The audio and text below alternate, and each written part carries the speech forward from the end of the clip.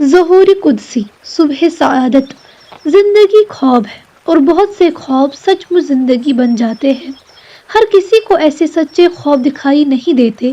بہت سے لوگ خوابوں کو تصورات کی افسانہ ترازی اور اوہام کی بت گیری بتاتے ہیں، لیکن اپنی اپنی وسعت فکر و خیال اور دل و نگاہ کی پاکیزگی کی بات ہے۔ بعض خواب اوہام کی شیشہ گری سے بلند ہوتے ہیں۔ حال و مستقبل کے برزخ کی اس طرح مثالی سیر کرائی ہے کہ آنے والے واقعات کا عکس آئینہ ادراک پر پڑنے لگتا ہے۔ یہ خواب دوسروں کی بیداری سے زیادہ سچے، کارآمد بلکہ مقدس ہوتے ہیں۔ دنیا میں بہت سے ایسے بھی ہیں جو جاگتے ہیں مگر ان کے دل سوتے رہتے ہیں۔ انفس و آفاق کی نشانی میں انہیں ہدایت کا کوئی اشارہ نہیں ملتا۔ ماضی اور حال کے واقعات کی رصدگاہ سے مستقبل کی ایک پرچھائیاں بھی ان کو نظر نہیں آتی۔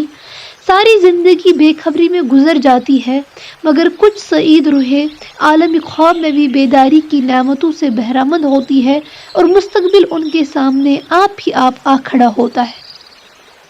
آمنہ کو خواب نظر آنے لگے، نہایت ہی عجیب و مبارک خواب۔ کبھی یہ کہ بی بی آمنہ کا جسم خاک کی یکبارگی آئینہ کی طرح جھلکنے لگا اور روئے روئے سے سرد شعاعیں نکلنے لگی۔ کبھی کانوں نے سنا کہ بہشت کی حوریں آسمان کے فرشتے اور مقدس روحیں مبارکباد دے رہی ہے۔ کبھی سوتے میں ایسا محسوس کیا کہ وہ اپنے نورانی اور شفاف جسم کے ساتھ بلندی پر ہے۔ اونچے سے اونچے پہاڑ پست نظر آتے ہیں، آمنہ کے تلوے ستاروں کو چھو رہے ہیں اور چاروں طرف تہنیت و تبریک کے زمزمے چھڑے ہیں۔ دستور کے مطابق قبیلے کی عورتیں آمنہ کی مزاج پرسی کے لیے آتی تو انہیں کچھ ایسا نظر آتا جیسے بام کعبہ سے لے کر عبداللہ کے گھر تک نور کا شامیانہ تنا ہوا ہے، جسے کافوری شمعوں سے زیادہ اجلے اور روشن ہاتھ تھامے ہوئے ہیں۔ گھروں میں چرچے ہونے لگے کہ آمنہ پر آسمان کی نورانی دیویا بہت مہربان ہے۔ وہب کی بیٹی، عبد المطلب کی بہو، عبداللہ کی شریک حیات اور ہونے والے بچے کی ماں آمنہ خود زہرا و مشتری بنی جا رہی ہے۔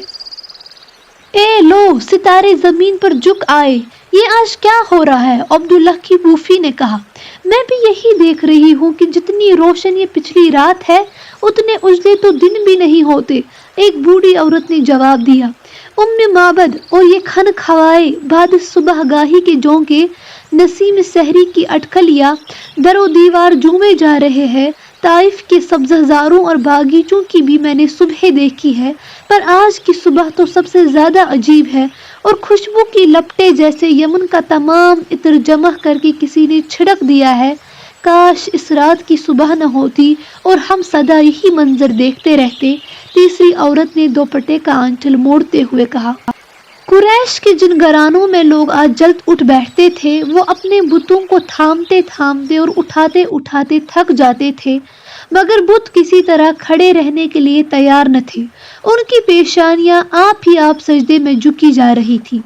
آج کیا ہو گیا ہے میرے معبود کو؟ لیٹے جاتے ہیں، گرے جاتے ہیں، شاید نیند آ رہی ہے، مگر بت تو سویا نہیں کرتے، کہیں مجھ سے ناراض تو نہیں ہو گئے؟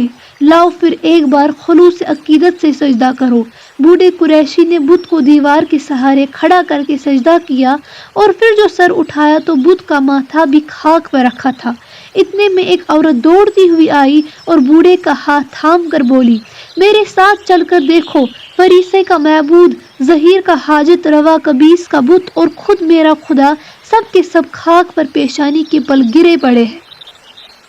اس پر بوڑھے عرب نے عورت کا ہاتھ جھٹک کر جواب دیا، میں خود اسی پریشانی میں مبتلا ہوں، میرے معبود کو نہیں دیکھ رہی ہو؟ خاک پر سر رکھا ہے۔ تم اپنے معبودوں کو سنبھالو، میں اپنے خدا کو تھامتا ہوں۔ یہاں عبد المطلب کے گھر میں آمنہ پر سرور آمیز غنودگی سی طاری تھی۔ اسی عالم میں اس کے کانوں نے سنا، یہ اسماعیل ذبیح اللہ کی ماں ہاجرہ ہے۔ آواز تھوڑی دیر کے لیے رک گئی اور وقفہ کے بعد زیادہ شیریں لہجے میں کسی نے کہا، احمد دعائے ابراہیم علیہ السلام مبارک۔ آمنہ، یہ عیسیٰ روح اللہ کی ماں مریم ہے، کنواری مریم، شہر جلیل کے مبلغ کی والدہ محترمہ۔ پھر دوسری آواز، محمد نوید مسیحا مبارک۔ ابھی دن رات ملے جلے تھے، اس لیے کہ دونوں کی تقدیروں کو ایک ساتھ چمکنا تھا۔ سپیدائی سحر نمودار ہو ہی رہا تھا، گنجوں کی نازک پتیوں پر شبنم کے موتی ڈلک رہے تھے۔ صد شمشاد نے پھولوں کی مہک پا کر انگڑائی لی، طائران خوش نوا کی چہکاروں سے تمام فضا نغمہ زار بن گئی۔ جنت آج سچ مچ زمین پر اتر آئی تھی۔ منا کی وادی، مروہ کے سنگریزے، قبیس کی چوٹیاں اور عرفات کا میدان نور کی جھلکیوں میں جم جم کر رہا تھا۔ ستارے جلملا رہے تھے، کلیاں چٹک رہی تھی اور پھول مہک ہی رہے تھے کہ اتنے میں گھر کی عورتیں خوشی سے بےتاب ہو کر پکاری، کوئی عبد المطلب کو جا کر مبارکباد دو۔ عبد المطلب اس مزدح کو سنتے ہی تیزی کے ساتھ آئے، خوشی کے مارے پاؤں بہکے بہکے سے پڑ رہے تھے۔ عبد المطلب کے رخساروں کی جھریوں میں مسرت جھلمل کر رہی تھی۔ آمنہ نے فرط غیرت سے چادر منہ پہ ڈالی۔ عبد المطلب نے پوتے کو دیکھا، پیشانی کو چوما، ان کی آنکھوں میں بجلیاں سی چمک رہی تھی۔ سید القریش، اتنا نورانی چہرہ آپ نے آج تک دیکھا نہ ہوگا، عورتوں نے یک زبان ہو کر کہا۔ لا ریب، نہ صرف میں نے، شاید دنیا میں کسی آنکھ نے ایسے جلوے نہ دیکھے ہو۔